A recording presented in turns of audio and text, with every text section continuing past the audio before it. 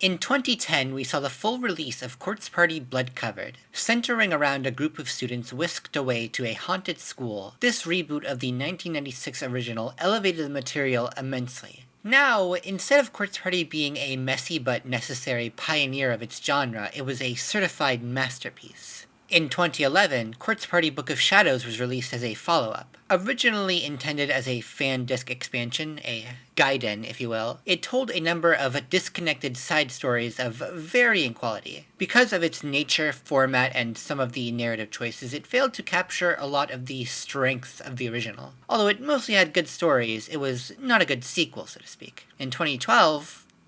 I stepped in dog shit. Quartz Party The Anthology. Sachiko no Renai Yugi, Hysteric Birthday to You, known in the West as Quartz Party, Sweet Sachiko's Hysteric Birthday Bash, is, well, an anomaly. It's a comedy visual novel with some horror and romance elements and a spin-off installment of the main story. It takes place in yet another alternate timeline, this one a series of many loops that continued on after Book of Shadows. It was developed by the same team behind Repeated Fear and Book of Shadows, released for the PlayStation Portable, and it later received a PC release and localization in 2019. All of that makes it quite the odd duckling. Even Book of Shadows, complicated as its setup was, had some token point-and-click gameplay, and set some of its stories in the alpha timeline. But this one denies both of those. It's not even fully horror, perhaps the most blasphemous thing a game called Corpse Party could do, and all of this was in service of telling a unique and wacky story penned by many guest writers,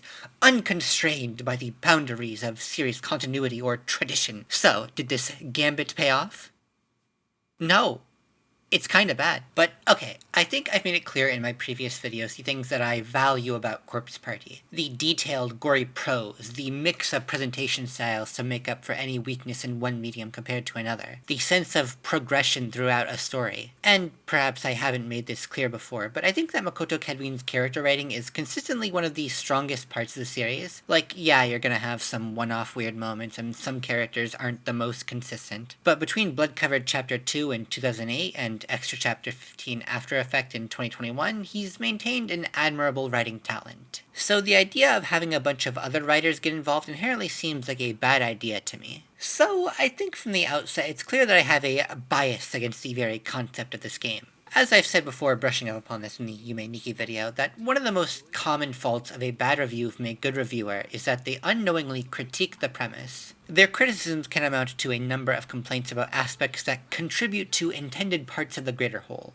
Id est, the entire point of the work. It's very easy to brush them off as not understanding that point or not seeing how those pieces connect the intention, and it fails to express an unspoken truth about the critic. They could have made a version of whatever they wanted to make that was all but perfect, and the critic still wouldn't have completely loved it. However, critiquing the premise isn't always bad. For an extreme example, if the point of work is to, say, spread bigoted beliefs, then it's actually a good thing that you're critiquing that premise. Sometimes the premise is genuinely worth criticism. Not to say that being a comedy spin-off is nearly on the same level as that, but you get the point. I guess the difference is you have to know that you're critiquing the premise. And you also have to make that clear. And sure, a lot of my criticism here is going to be from the perspective of why this isn't that good in comparison to Blood Covered, but I think in a lot of ways, the anthology also fails on its own merits. It's not as effective at what it's trying to do as it could be. So allow me to dissect this cruel monster of a game, so I may make just such an argument. Number 0, Hysteric Birthday, starts the game off. It's Sachiko's birthday, so she uses all her powers to bring everyone to life, all in the same spot, and even some new characters. New, of course, covering the broad spectrum of was introduced in something else, but wasn't in Tenjin before, to literally created for this game. If you know them, then you know what they're all like, so you can dive right into the indulgent content. And if you don't, you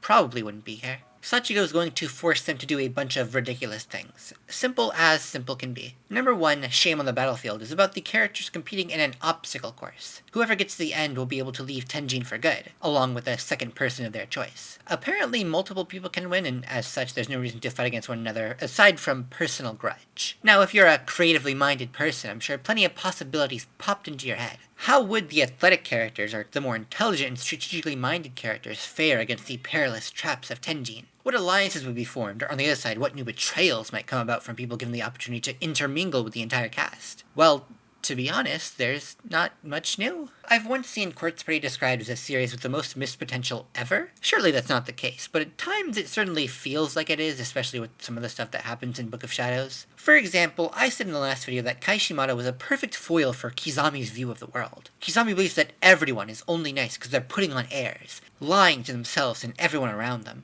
But Kai isn't. He's honest and blunt, even when he's being sexist, perverted, insulting, or hostile. On top of that, Kai himself is interested in Kizami, forming this one-sided rivalry with him. If there's anyone who could have shaken his foundations, it would have been Kai. So you can tell that the anthology isn't intending to capitalize on missed potential when they kill off Kai immediately. I think he also stays dead until number 8, which implies that this choice was all an elaborate joke at his expense. But he's the only character they ever do something like this with, and, well, he's probably not the best choice. Killing off a character immediately would probably be a funnier joke if this was someone who is either universally reviled or universally beloved. In either scenario, the writer would seem to understand the audience's expectations and desire, and would play on it with such an immediate and unceremonious moment. But Kai is just, well, he's middle of the pack, really. There's not much to like about him outside of his design, but considering this is a game with murderers, pedophiles, and yuka, there was a lot less likable characters they could have picked. With that bit of potential thrown away for a joke that wasn't very funny, what's left for a shame on the battlefield? Well, there's a scene with Seiko and Naomi which hits a lot of the same beats as Book of Shadows Episode 1. Naomi foresees Seiko's death, but she can't stop it. No matter how strong their bond, she ends up doomed all the same. This is followed by a segment with the Byakudan students, which goes along the entirety of Kizami's arc, from killing Kurosaki in Chapter 3 to killing Fukuroi and Mitsuki in Episode 5 to becoming the anatomical model in Chapter 5. Of course, paired alongside Mitsuki's own arc of standing up against Kizami in her dying moments, as she did in Episode 5. Then there's a sequence where Yoshiki and Morishige are forced to cross-dress, putting themselves in some sort of awkward yaoi situation. Not a bad ship, honestly, although a lot of this can be credited to Book of Shadows and maybe Extra Chapter 9. They really put in the work to establish more of a dynamic between these two. Yoshiki being friendly but put off by Morishige's pompous, nerdy attitude, and Morishige conversely disliking Yoshiki for being blunt and foolish but still maintaining some level of civility. Not my favorite ship with either of them, but it's better than Kizshigi. This is mostly an original scenario, with cross-dressing not being a common theme in Quartz Party, but in a way, it's also a retread of both Extra Chapter 9 and Chapter 3 Wrong and 2. Yoshiki is roped into yaoi events, and then his blue-haired companion is sliced in half with piano wire. This is intentional, of course, even riffing on the CG used for that scene, which adds to the comedy of it all. However, you've probably noticed a bit of a pattern here already. Every one of these scenes is just retreading old ground. It's in different context, sure, the comedic spin definitely makes it feel different, but in terms of the substance you're getting, it's just the relationships, arcs, and moments you've seen in the previous games. Well, almost the same. They're lacking the punch of context, progression, and continuity that made any of these things really work in the first place. And this is a game that is heavily reliant on an audience that has played Blood-Covered in Book of Shadows. It otherwise doesn't establish its characters and concepts well enough to be totally standalone. Again, it's the worst of both worlds. You need to play those games to understand this one, but if you've played those games, you'll enjoy this one less because it becomes repetitive. Speaking of standalone, we should address one of this game's most baffling missteps. This game is called The Anthology, a term that means a published collection of poems, comics, or other pieces of writing. The implication of an anthology is that the stories contained within are disconnected. Maybe there are a bunch of short poems written by a single author, or maybe there are a bunch of fan comics about one piece of media that are all independently made by various people. Usually because the stories were either not originally made to be grouped together, or because they were all worked on by different people with little to no connection, they don't have a continuity between them. And I think this is a strength of a lot of anthologies because it allows them to go a lot of different crazy places without worrying about the consequences of elements introduced or needing to return to a status quo. However, despite being an anthology, this game does have continuity between its parts, something stated at various points throughout. This is why most of the characters who died in Shame on the Battlefield end up being magically whisked back to life without any time travel, because they're all needed later on. Sort of undermines the punch, doesn't it? And I don't think this game makes good use of being a continuous story, because it's not like the characters are calling back to specific events that happened. They're just being vague about the general premises of each section. Which is probably because, like an actual anthology, these were all written by different people who didn't know what was happening in the other stories, so they couldn't really foreshadow or call back to anything specific. It's kind of like grabbing both horns of the dilemma. This fails to utilize the strengths of being a continuous story, and it also undermines its own freedom of being an anthology. You'd have to wonder, What's even the point of keeping things continuous? How could that possibly pay off in the end? Maybe someone who liked both Yoshiki's death in number 1 and Yoshiki's returning role in number 2 might say that the ends justified the means here. But I think to some extent it was at least clumsy to put one of the most death-filled stories first and not let their consequences spread their wings a bit.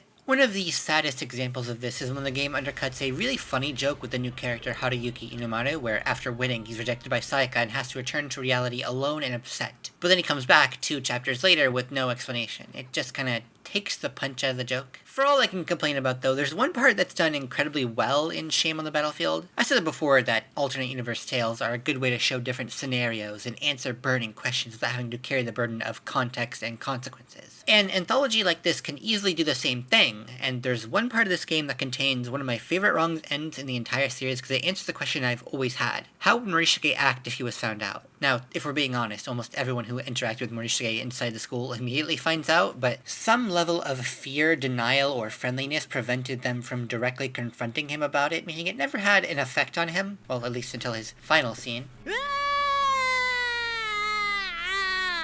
And here, in a wrong end of all places, the series shows that in a way I think really works. It starts off with what's admittedly a really long scene of Morishige and Yoshiki cross-dressing, Morishige being possessed by the clothes and embarrassing himself thoroughly. Then when he finds out that everyone, including Mayu, saw all of it, he starts to break down. Yoshiki tries to cheer him up by taking a picture with Morishige's cell phone, and Morishige incorrectly believes that Yoshiki saw the corpse pictures. I think it's funny, personally. It mixes complete seriousness with utter absurdity while delivering something actually interesting. And because it's a non-canon wrong end, it doesn't have to bind itself to the same status quo. If only this kind of mindset was taken into the main game, but oh well.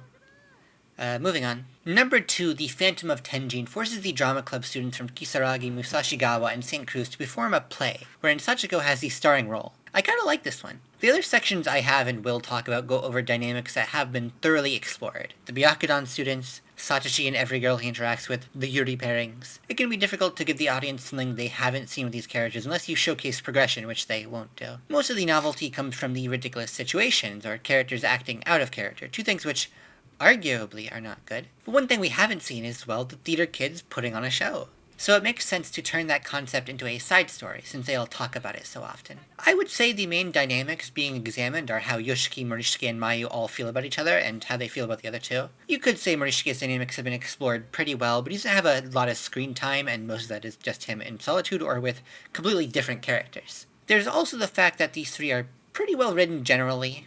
The weakest parts of this are when they try to focus on the other characters who are less interesting. And of course, everyone gets a bit of interplay with Sachiko. So there's a good mix of novelty and having a fun premise. And the sum total of number 2 is that it's fine, I guess. A lot of the flaws present throughout the game manage to drag down a good concept to the realm of mere adequacy. Chief culprit here being the pacing. Slow pacing can kill a comedy game. If a joke doesn't land, it doesn't land. So the best thing you can do is have a large variety of jokes in the hopes that one of them does land and try to move on quickly so people aren't stewing in the fact that they didn't laugh at a joke. This game loves to stew in jokes for at least 3 to 5 minutes each, often much longer. There's a tokusatsu bit with literally 1 joke to it, just the premise. In some formats, this joke could be a single sentence. It shouldn't take 3 minutes. I also question why you can get a wrong end here if you read too many of the scripts. I mean, surely you want players to be able to see all the jokes without having to reload, right? There's generally a feeling that this was every idea tangentially related to the main subject that they could imagine. And so there's a really sluggish pace to get to the actual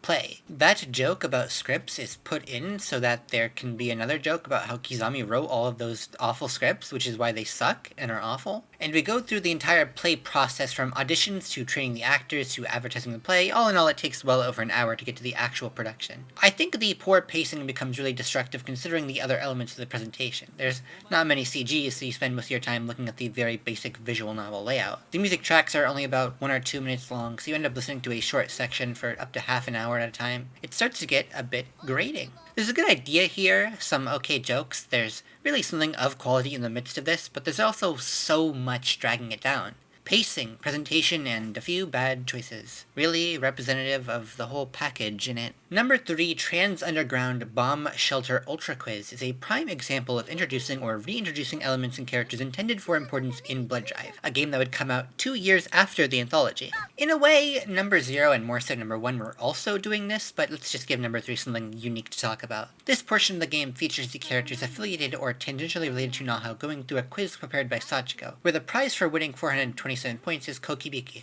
Editor's note, I was holding in a sneeze for that entire line. Also, they get to hang out in the next time loop or something. But that's just the narrative through line. It focuses on the 2 characters considered most important to the overall series whose relationships are central to the whole group, but it's just as much, if not more so, a showcase of 2 characters who will be important in the next game, and their most important relationships. Those 2 characters are Haruyuki, a boy in love with Sayaka, and Aiko, Naho's rival. These 2 characters first appeared in the Book of Shadows light novel, which was not an adaptation of Book of Shadows. It was, in fact, a mostly original story, given the same name, presumably as a way of advertising the game. As you may have guessed from the fact that I've never brought up the Book of Shadows light novel before, well, it's super obscure, not really important, and very difficult to come across. So they probably thought that it would be awkward for these characters to show up without both an explanation and a demonstration of their connections to other characters. Now sure, a particularly well-written character can work without having to put them near their bestest buddy all the time, but to some extent these characters would be missing something if you didn't see their most important character relationships. This goes especially so for a series so fixated on characters and connections between characters, as Quartz Party is. Haruyuki's whole thing is basically that he's in love with Sayaka. If, say, in the next game, he came around motivated by his lost love, it might feel somewhat odd. We would get only this one-sided post-hoc view of what their relationship was like, and thus the motivation might seem a bit unconvincing. The same is true for Aiko, who has a lot more of a character than just being a rival to Naho, but it's still one of her biggest motivations and most defining relationships, so obviously it's good they show it here. It's also good because I think Haruyuki is pretty funny. Sorry, his jokes simply work on me. Oh, and I guess you could say that any section containing Satsuki, who will also appear in Blood Drive, was an example of this. Satsuki's character is actually a deep-cut reference to the cancelled 1996 sequel, Quartz Party 2, Satsuki's Heart, where Satsuki was intended to be the protagonist. Not so much a reintroduction, since it's lost media that no one but Keru and maybe his 2 co-workers would have known about, but it's for a similar purpose. However, Satsuki isn't as reliant on character dynamics as Aiko or Haruyuki, and she isn't as reliant on any characters who are dead, so that wouldn't be necessary anyway. Also, she is not a very good character. She is a bit of a contrast against Yuka, who acts younger than she is by acting allegedly like an adult, despite being around the same age as Yuka. But the only way this manifests is by having her make cringe-worthy sexual jokes and insulting observations, mostly sex jokes. That's her one gimmick. And it's not like it even produces a variety of interactions. Everyone either ignores her or acts shocked/embarrassed about a 14-year-old saying what she says. I think there's a comparison you can make to Seiko, a character who delivers a lot of sexually charged humor. Even on the grounds of that humor alone, she mostly directs it at Naomi, who provides more reactions than just ignoring it or being embarrassed. There are times when she laughs it off, or she gets angry and stops Seiko, or she appreciates it, or she has to genuinely consider Seiko's intentions. You know, it's complex. And then, on top of that, there's more to Seiko than just jokes about butts. She has a really interesting dynamic with Naomi. She has her whole role in her family. Her views on love and loss are very important to the themes of Quartz Party. Sorry about that huge Blood Drive tangent. It was just very important to mention. Yeah. I think it would be very unfortunate if someone didn't play this game before playing Blood Drive. You know, if, say, this was marketed as a comedy spin-off anthology that didn't really follow the plot of the previous game, and so it was overlooked by many fans. Or if, knowing that this game didn't carry the tone or mechanics of Blood Covered, a number of individuals decided to skip it. Or if, theoretically, this game was not localized until it was released on the Windows PC in 2019. That would be quite unfortunate, you know, for the people who made this game. Anyway, number 3 is one of the more alright ones. Most of the characters are in character and their gimmicks are either tolerable or genuinely entertaining. Sayaka's a bit off, but she's mostly harmless. I guess actually based on my criticism of her character in the last video, where I said it felt like she didn't have enough character flaws. This decidedly different iteration, where she's hopelessly in unrequited love with Naho and also quick to anger and violence with Haruyuki, does address that, so sure, she's fine. The one exception would be Taguchi, who for some reason is now a sex offender. Putting aside the cascade of fetishes he's depicted with, there's a mandatory scene where it's revealed he recorded an elementary school track meet. And then he has to argue that he prefers high school girls to elementary school girls. You know, like a pedophile or something. So, you know, if you were a Taguchi fan, sorry that he's now the worst character in the entire series. It kind of puts into perspective the fact that they later added an extra chapter to the 3DS version that was all about him. Like, they wanted to make up for this game being his last appearance, so they gave him something mildly cool later on to wash away the taste of turning him into a complete creep. In a meta sense, that's actually kind of funny. She in the game isn't funny. Number 4. Crying Out Love from the Heart of Tenjin is the section of the game that's alluded to the most beforehand. In this, Satoshi is the subject of a romantic comedy harem, with basically every girl he's ever interacted with being forced to compete for his affection. All in ways contrived by the writer, I mean Sachiko. Of course there's Naomi and Ayumi, unfortunately there's Yuka, unconvincingly there's Yui, and for some reason Toko too. The real purpose of number 4 is, in short, fodder for shipping. It wouldn't be an exaggeration to say that Quartz Party is a series with a heavy focus on love. It's a recurring motivating factor for all of the most important characters, something central to the themes. So it sort of makes sense to want to explore that through the character who is central to the most amount of ships, but, well, I'd argue that a few things hold number 4 back from being any good. One thing is that they're really stretching here. Ayumi, Naomi, and Yuka all did like Satoshi, but Yui was unambiguously well paired with Tsukasa, and Toko has barely one interaction with Satoshi in the entirety of the franchise, wherein she goes crazy and stabs him. I was a fan of the series back around the time of this game's release, and I can say that I did not witness any noticeable faction of the English-speaking fanbase who shipped Satoshi with either of these two. I can't speak from experience for the fandom in this game's home country, but I personally find it difficult to imagine that they were included because of high demand to see them with Satoshi. I assume instead that these two are popular in part for their personalities and designs, and that including them here was an opportunity to give them more presence and provide fan service. But I would argue then that this was probably not the best section for their inclusion, because for every bit of screen time they receive, that means there's not as much time to dedicate to these ships that are much more popular and logical. Maybe there are people who prefer 5 minutes of Toko cleaning the ears of a complete stranger over charged interactions between the 3 main characters of the whole series, but I'm too terrified of the concept of that person's existence to acknowledge them. So that's a conceptual flaw with number 4 here. But hey, execution matters more than premise, right?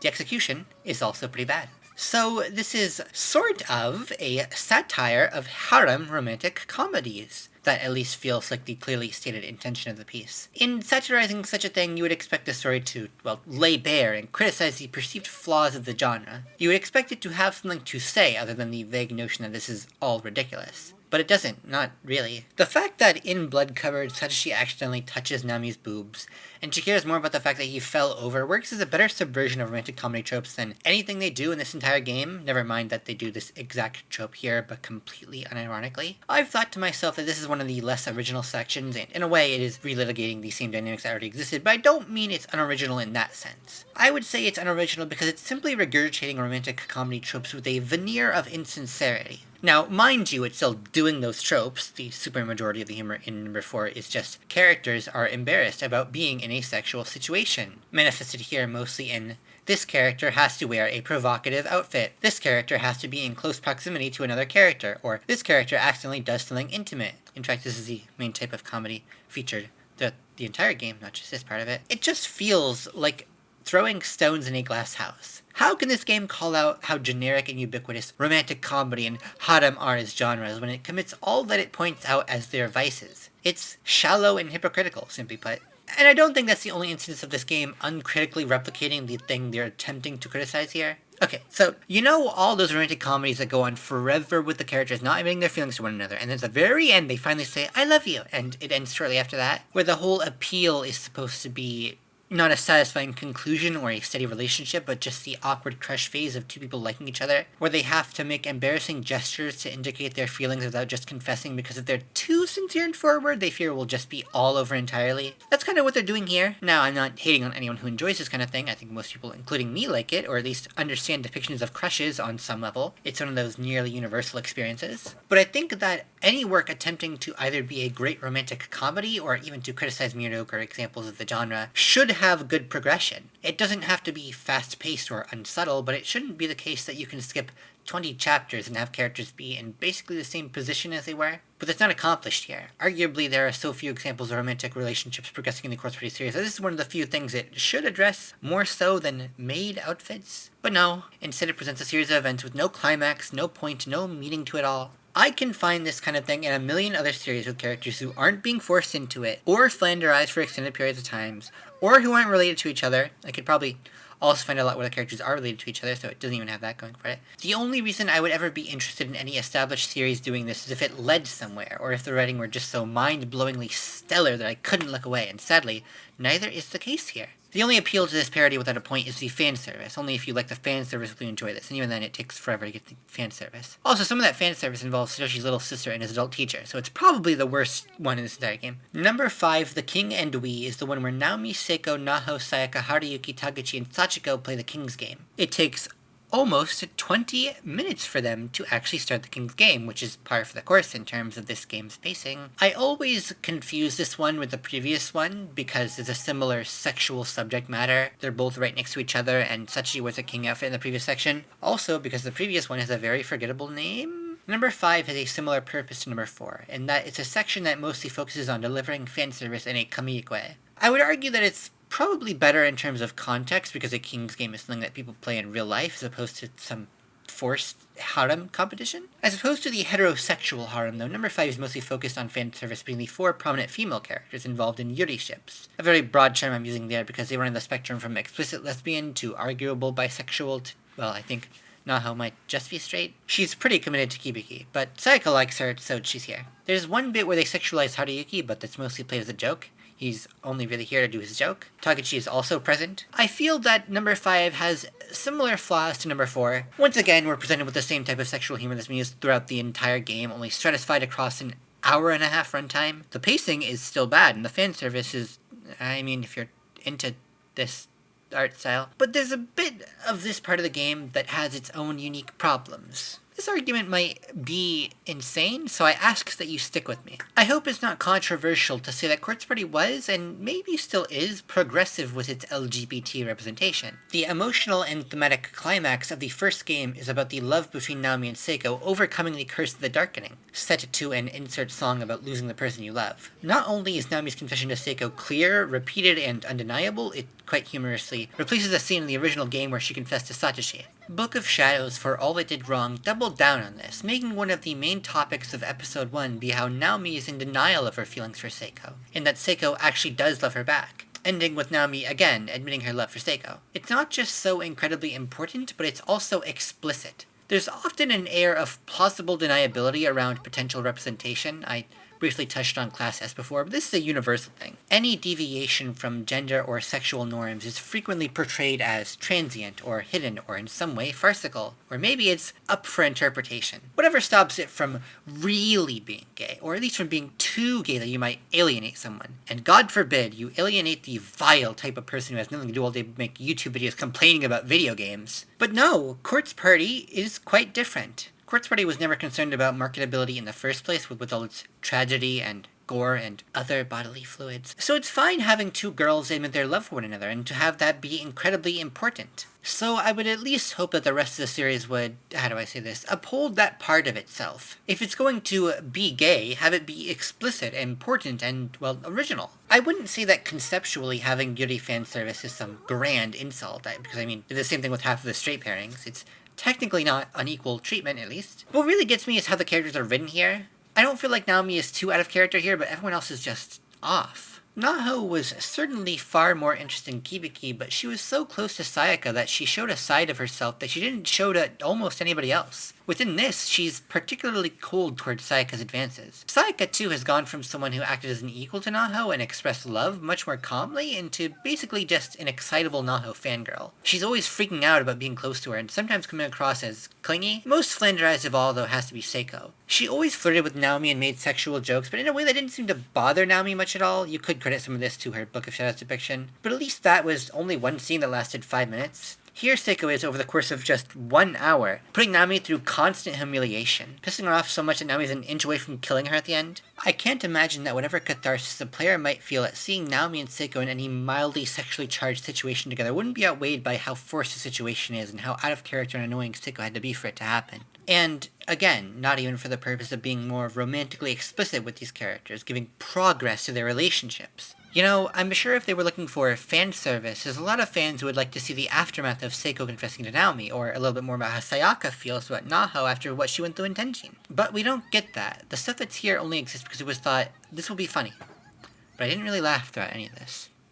Except for the Haruyuki bit. Number 6, The Amateur Chef is a cooking competition. This genuinely might be the worst one. It's a serious contender. You wouldn't expect that from such an unassuming description. In this series with the deepest darknesses that humanity can imagine, cooking is where it gets really bad. Well, I think this part is bad for the same reason I think most of the game isn't very good. It's simply painfully unfunny. We start off with a classic women can't cook joke. This is incredibly funny to certain audiences because they hold the expectation that women should know how to cook. It's a quintessential subversion of expectations, knocks them dead every time. Then we go to, get this, the schlubby guy can't cook. His level of being unable to cook is so bad that it becomes its own sort of joke. Recurring throughout the piece is Kisame making the same meal every time. Just meat, implied to be human meat, that counts as a joke. Technically, the consistent joke with Emmy is that her cooking is so ridiculously professional and complex that it feels absurd. And there's a few scenes with Seiko. The writers consider her a joke character at this point. The disguised portrait is pretty good, I'll admit. And that's pretty much everything. I just want to draw attention to the fact that number 6 is almost 2 hours long.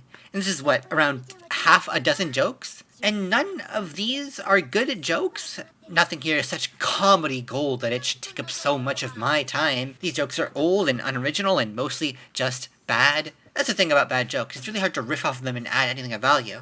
Anyway, this probably would have been better placed as the 7th section said, because now me being nice to Sachiko segues better into number 8 than most other endings. That's all I can possibly say about this. Number 7, Blow Up and Die, Penitent Normies, is a section of the game that I don't even know how to describe. The setup is allegedly that Sachiko wants to be a movie star, so Morishige and an undead film director named Lucio Fulcin help her out. Lucio Fulcin is apparently based on Lucio Fulci, or according to the wiki, George Romero. I don't think it's true, by the way. I think he looks similar enough to Fulci that he could be entirely based on him. Romero was also, unlike Fulci, alive when this game came out, so I don't know what this interpretation would imply about the Quartz Party universe. Except, hold on! I was wrong! On May 4th, 2022, Kedwin and Kajita, the writer of this one, talked about it on a live stream, which I only found out about because it was edited down into a highlight video on December 3rd, 2023. And in that video, they mentioned that he was accidentally designed to look like George Romero, and they just went with that. どう見てもフルチじゃなくてジョージ・ロメロだったんですよ。I, for one, am flabbergasted. Anyway, back to the video. This is the direction for only a small part of number 7, because after a while it's interrupted by Yoshikazu, and all the involved characters separate. Then it turns into a bunch of separated little stories. Some of those stories converge in a haunted house where they then split up while the original movie plotline is continued. Once again, all of the paths converge when Kizumi, because of course it's Kizumi, gets access to the Book of Abon, and threatens to summon an eldritch god from hell. This actually happens. The characters fight him and clean up the aftermath. Then they just kind of talk amongst themselves and it ends. So this is incredibly all over the place and has very little sense of flow or progression. The strength of number 7 is dependent entirely on each individual scene, so I guess I should just review the individual scenes. The opening is fine. The scenes with everyone together are hurt by the fact that they have to juggle so many characters at once. Mostly only 3, maybe 4 characters at a time can hold a conversation. So it's really just cutting to different parts of the room where different groupings of characters discuss what someone else said a minute or two ago. Here it also has to establish the premise, so it's a bit more bloated than usual. There's a really long bit that's just everyone genuinely making a movie about love. They all put on Kisaragi outfits. Kizami looks hilariously identical. I actually like Tsukasa and Yui as the ship. It's hard to escape the specter left by the fact that the first time Tsukasa was ever brought up was when Yui said, I had a boyfriend in high school, but we never kissed, which is an absolutely hilarious thing to say, but they're cute enough together that I forget about that sometimes. You also have the option to have Asusa seduce Ayumi with her large breasts, or to have Kizumi tickle Yoshiki. These bits run a bit long, but they're adequately humorous and optional, which is good. Another scene happens inside the classroom where Yoshikazu attacks, and it's mostly forgettable. I do remember that canonically, Kizami sticks around to help Yoshiki. If you don't do that, it leads to a wrong end. I think this harkens to the teamwork that happens later on, but it's weird that it's coming from Kizumi here. Yuka and the other girls are in some random area, and Yuka goes to piss in the corner, where Kizami walks out on her. This one sucks. Then we have the house subplots. There's one I can't remember because it's very uninteresting. Ayumi and Yoshiki randomly turn into themselves from Quartz Party 1986. They both freak out and they use RPG skills to open a door. They then turn back and lament the loss of their powers. This is funny and mercifully short. Morishige puts Yui and Tsukasa into a Saw parody and asks them stupid questions. I think there's something odd about the fact that you can make Tsukasa say he likes butts, but the game has almost no response to it. You'd think it's a really easy joke to make, right? That there's a butt quite close to his face, but there's no connection made to it. I think they just expect you to be too distracted by the fact that Morishige lets Tsupi thinks all the answers are viable and the switches are freebies, so you don't realize how this was an obvious missed opportunity. It's fine, probably shouldn't be this easy to lose. The Kizumi boss fight has the highlight of Yoshiki, Marishiki, and Tsukasa working together, but that part of it is oddly short. There's only 2 options, which consist of following the plan of 2 characters, which makes it feel like one character doesn't get their time to shine. It almost feels like they were reluctant to make the segment too tedious, which is weird considering that just a few scenes ago they had 6 different timed questions in a row. I guess it's quite characteristic of this game to fail to capitalize on missed potential. Though at the same time, I feel like a male character team-up wasn't the only bit of potential they could wring out of Kizami summoning and Eldritch Being. Also full Chin dies. There's a closer where the most interesting part is Kizumi and Yuka having an argument over whether Kizami can be redeemed. Kizami thinks no. Yuka still believes in him. I really hope not, because I don't want to see him anymore. My final verdict? Well, I guess it was kind of bad, but compared to the other ones, it's maybe above the middle of the pack. This is a fucking fever dream. Rest in peace, Lucio Fulci.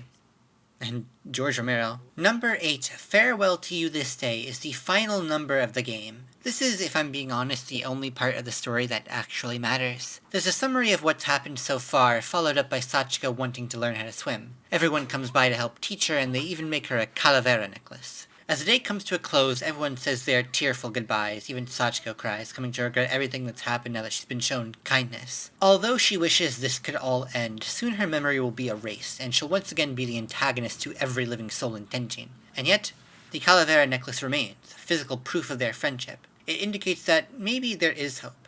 All in all, kinda cute. In a vacuum, I think it might be time to talk about Sachiko.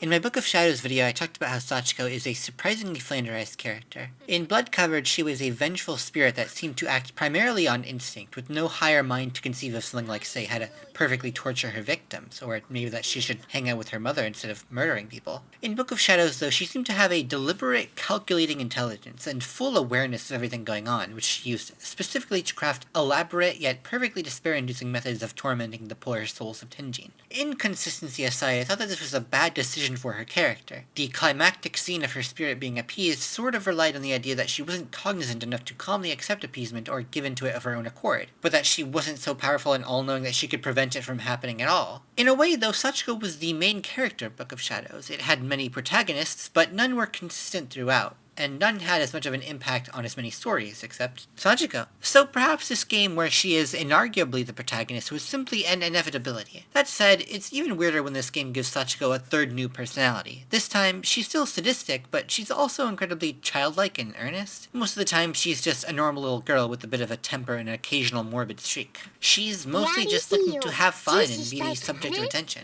I think this is only really saved by the ambiguity as to what exactly we're seeing here.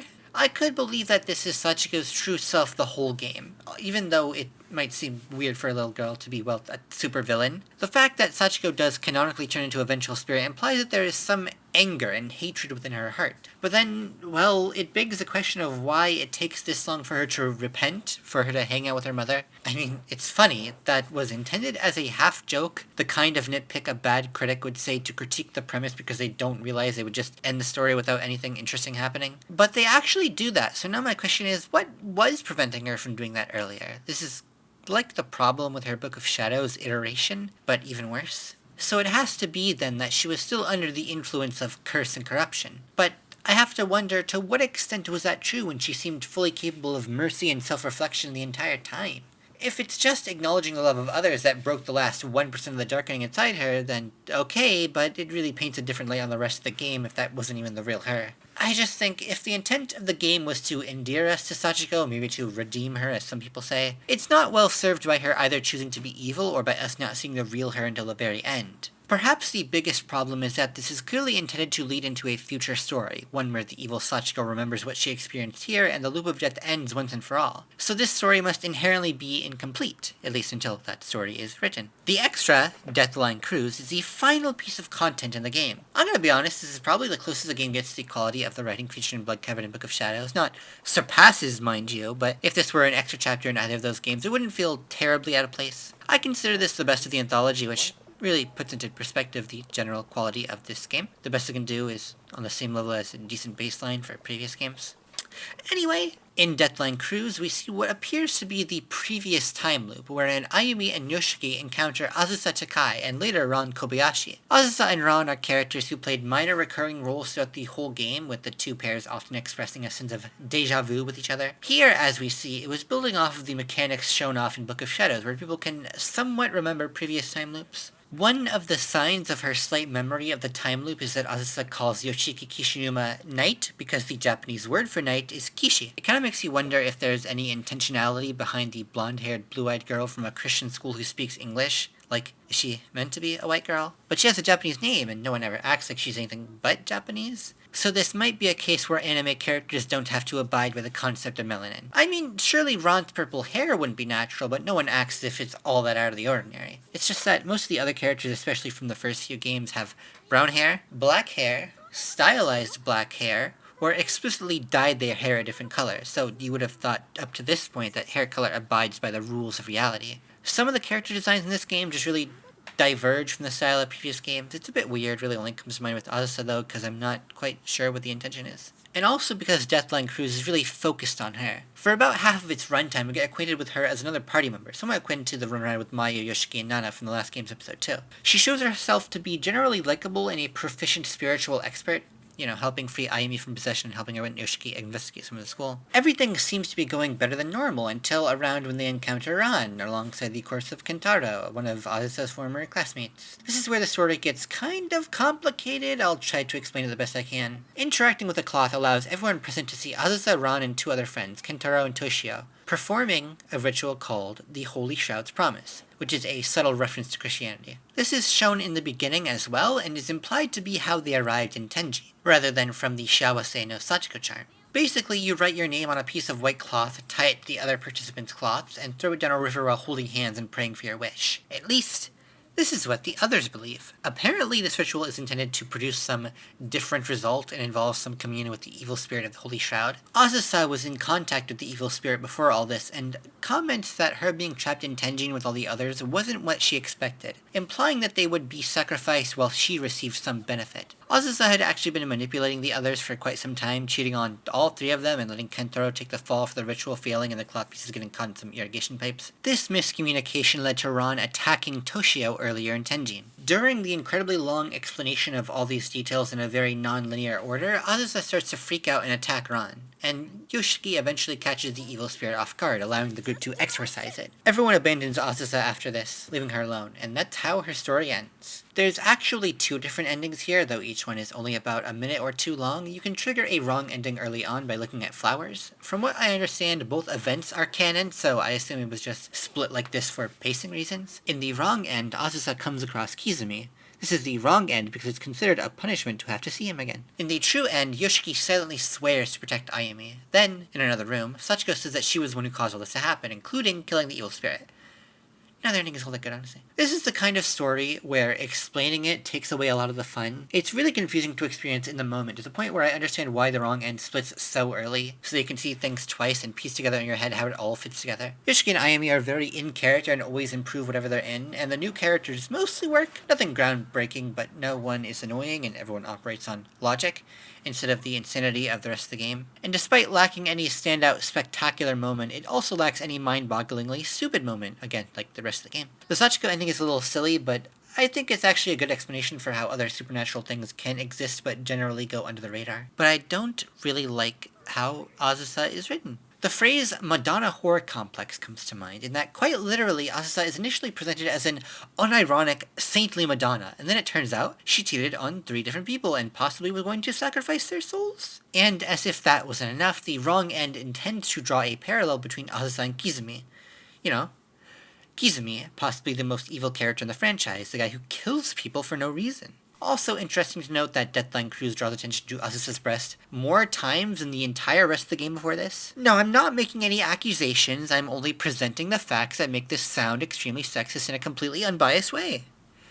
I don't know. Ayumi as a character counterbalances a lot of the things I could say about Asusa, but it's hard not to think about that when retrospecting on this. On the other hand, let's consider Deathline Cruise as a capstone to the anthology. In that regard, it starts to seem a little bit better. I think if you could boil this game down to having a theme, it would be that your actions have a lasting effect on people, even if they don't fully remember it. This is something that's literally displayed quite a lot throughout the game, with the events of Deathline Cruise being referenced in and influencing the direction of the other stories. Within Deathline Cruise is this recurring motif of the effect that Asusa had on people without them fully understanding it, or perhaps without any intent involved at all. It's a real idea. And that's what we're being shown at the end of number 8. Even if Sachiko can never remember this day, she'll always hold a symbol of people forgiving her. She'll always carry a reminder of the time she was shown unearned love. Although they can't show the story of Sachiko remembering everything and finding peace, Deathline Cruise shows that it will happen. This is a surprisingly good bookend to this game.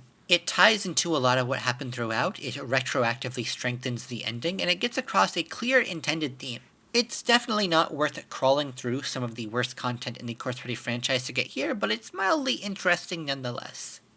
I think in the beginning I implied that I would bring it all together and make an argument proving the overall failure of this entry to either be good on its own merits or by the standards set by the other games. But at this point, I feel like not only has that point already been made, I honestly wouldn't even know where to begin without just repeating myself. I want to give the team a bit of leeway because I think, like Book of Shadows before it, this clearly must have run into some development troubles. It feels like there's a lot of times where they wanted to have a CG for a scene, or maybe they wanted to clean something up. They didn't have the resources or time or something. But no amount of polish and effort can fix a premise so broken. It's a comedy game that's barely funny, a non-scary game in a horror series. It's so self-evidently bad that to review it, I need only describe it. But hey, at least it's just a spin-off. They'd never let the main games get this bad, right? How is that Blood Drive game again? Maybe there's a video about that coming next. So have fun with that.